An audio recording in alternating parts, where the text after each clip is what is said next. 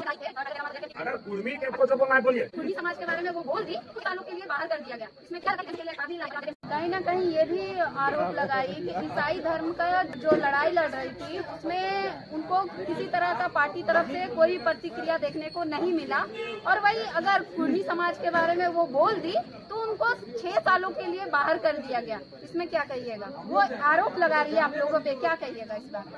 आपको पहले पता होना चाहिए कि निशा भगत जो भी बयानबाजी की, अगर कुर्मी के बारे आपको जो बोलना है बोलिए, लेकिन जो मेरा आंदोलन है, जो मेरा समाज है, जो मेरा जाति व्यवस्था कुप्रथा है, या जो मेरा प्राचीन व्यवस्था को लेकर आप अनाप शनाप अनर्गल बात करने के कारण उसको निकाला गया। अगर हम मान के चलिए कुर्मी हैं, अगर कुर्मी को हम गाली देंगे और जो चीज नहीं जानते उसको गाली देंगे तो कोई भी हमको छोड़ेगा?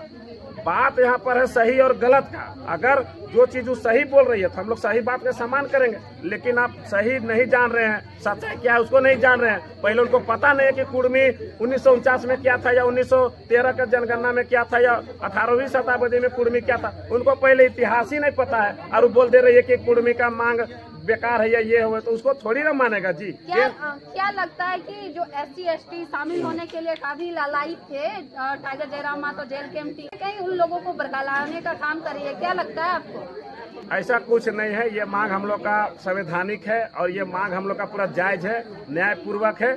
इसका लड़ाई 19वीं शताब्दी से ही चल रही है और 90 के दशक में लगभग ये जोर शोर पर था, लेकिन किसी कारणवश आज तक हम लोग के साथ जितने भी राजनीतिक दल है, चाहे बीजेपी है, कांग्रेस है, जेएमएम है, सबने हमको ठगने का काम किया, सबने हमको लॉलीपॉप दिखाया है। जेएमएम का भी नारा था कि कुर्मी को ST में शामिल करेंगे, लेकिन जेएमएम दो बार अभी पूर्ण बहुमत की सरकार में है, एक बार भी हम लोग की मामला नहीं उठाया। बीजेपी के जो अर्जुन मुंडा थे, सरकार में रहे, वो भी बोले थे कि कुर्मी को डालेंगे ST में, लेकिन वो भी नहीं डाले। और हमारे जो सुप्रीमो है जेल कैंप के टाइगर जयराम मातो जी, उन्होंने बार बार ये चीज को बोला कि कुर्मी का मांग न्याय है, ये मांग हमेशा जारी रहेगा। और अगर जब तक हम लोग का जो भी मांग है उसके समकक्ष कुछ दिया जाए। अगर हमको ST नहीं बनाते हैं तो ST का समकक्ष कुछ दीजिए, लेकिन हम लोग का पहचान का बात है, जनसंख्या का बात है, हम लोग का आबादी का बात है, हम लोग का भी विशेष संस्कृति है, पहचान है। अगर उसको मान सम्मान दीजिएगा तो निश्चित है कि हम लोग उसको स्वागत करेंगे। क्या निशा भगत जब उनको बुलाया जाता था क्या मान सम्मान नहीं देते थे आप लोग? ऐसा कुछ नहीं है। अगर मान सम्मान नहीं देते तो उसको हम लोग गुमला से प्रत्याशी क्यों बनाते? इससे बड़ा और मान सम्मान क्या होता है? उनके बाद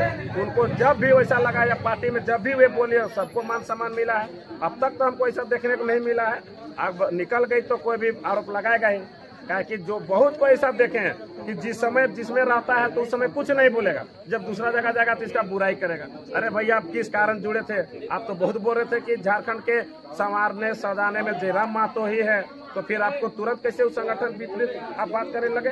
ये सब गलत है, निराधार है। इसका मैं कड़ा निंदा करता हूँ। बहुत धन्यवाद।